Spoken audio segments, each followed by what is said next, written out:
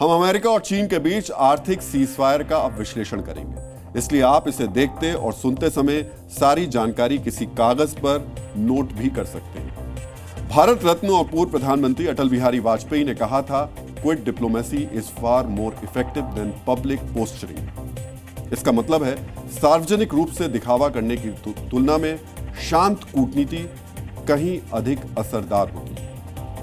सामान्य तौर पर पूरी दुनिया इसी कूटनीति को अपनाती है और चुपचाप काम करती है, लेकिन ट्रंप शायद अमेरिका के पहले राष्ट्रपति हैं जो कूटनीति में भी सनसनी और हो हल्ला पर ज्यादा जोर देते हैं, और इसलिए ट्रंप ने अपने लिए फैसलों को खुद ही बदल देते हैं। नया उदाहरण अमेरिका और चीन के बीच टैरिफ वॉर का है। अब तक चीन के खिलाफ सख्ती रखने वाले ट्रंप नरम हो चुके हैं और फिलहाल चीन के खिलाफ टैरिफ वॉर नहीं करना चाहते। कल यानी 12 मई को स्विट्जरलैंड के शहर जेनेवा में चीन और अमेरिका के बीच ट्रेड डील हुई। इस ट्रेड डील के मुताबिक दोनों देशों ने 115% टैरिफ कटौती का ऐलान कर दिया। दोनों के बीच ये समझौता फिलहाल 90 दिनों के लिए वैध होगा। ट्रेड डील के बाद चीन पर अमेरिकी टैरिफ 145% से घटकर 30% और अमेरिका पर चीनी टैरिफ 125% से घटकर 10% हो जाएगा। आपको याद होगा, आज से 41 दिन पहले यानी 2 अप्रैल को ट्रंप ने भारत सहित दुनिया के 100 से ज्यादा देशों पर 10% से लेकर 49% तक रेसिप्रोकल टैरिफ का ऐलान कर दिया था। अमेरिका ने चीन से आने वाले प्रोडक्ट्स पर टैक्स 20% से बढ़ाकर धीरे धीरे 145% कर दिया था। इसके जवाब में चीन ने अमेरिका से आने वाले प्रोडक्ट्स पर टैक्स 10% से बढ़ाकर 125% कर दिया था। फिर एकाएक ट्रंप ने चीन को छोड़कर सभी देशों पर रेसिप्रोकल टैरिफ पर 90 दिन की रोक लगा दी थी। ऐसा लग रहा था कि चीन और अमेरिका के बीच टैरिफ वॉर लंबी खिंचेगी, लेकिन ट्रंप पलट गए और चीन से ट्रेड डील कर ली। आपके मन में एक सवाल होगा, आखिर ऐसा क्या हुआ कि चीन और अमेरिका दोस्त बन गए, या ट्रेड डील केवल छलावा है? दरअसल दोनों देशों ने ट्रेड डील मजबूरी में की है। अब आपको हम चीन और अमेरिका की मजबूरी को 2 हिस्सों में समझाते हैं। पहला हिस्सा अमेरिका से जुड़ा है और सवाल यह है कि अमेरिका झुक गया। इसका सीधा जवाब हां है। टैरिफ वॉर की वजह से दोनों देशों के बीच बीते 1 महीने में कारोबार शून्य के बराबर हो चुका था।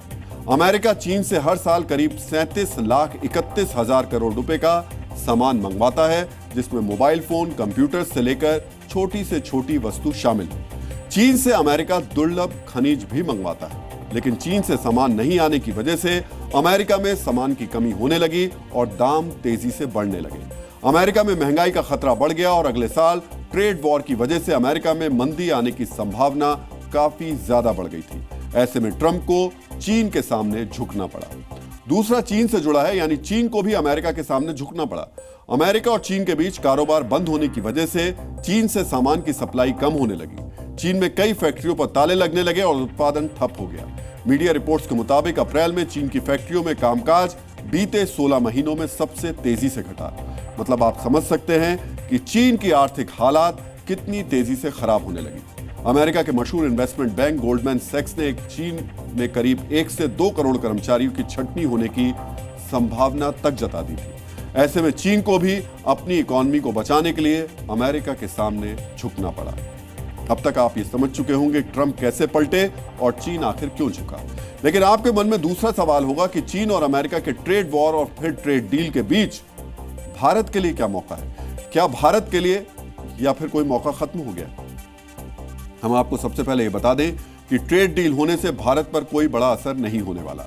चीन और अमेरिका के बीच जब ट्रेड वॉर शुरू हुई, उससे काफी पहले से ही कई कंपनियों ने चाइना+1 थ्योरी पर काम करना शुरू कर दिया था। चाइना+1 थ्योरी का मतलब होता है चीन के अलावा किसी और देश में अपना प्लांट लगाना।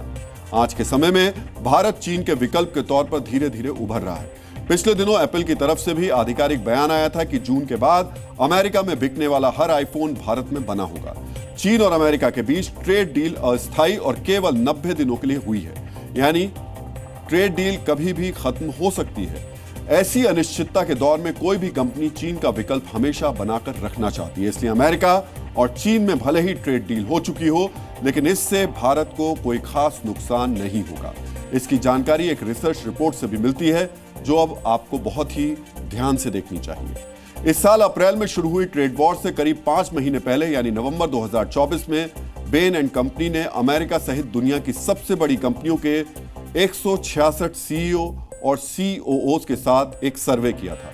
इस सर्वे के मुताबिक 2022 में 55% कंपनियां और 2024 में 69% कंपनियां अपना कारोबार चीन से दूसरे देश में शिफ्ट करना चाहती थी।